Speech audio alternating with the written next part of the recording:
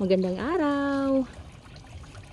Ang hawak ko ngayon ay isang uri ng halamang bulaklak na kung tawagin ay portulaca. Ang portulaca ay may scientific name na Portulaca oleracea.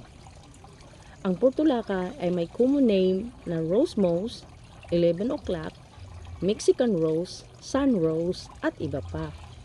May dalawang uri ng portulaca, ang single petals at double petals, at ang narito sa aking bakuran ay single petals.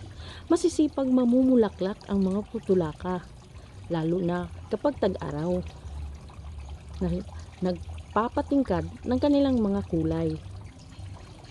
Madali lang ding alagaan ang portulaca dahil hindi sila masisilan sa anumang uri ng lupa.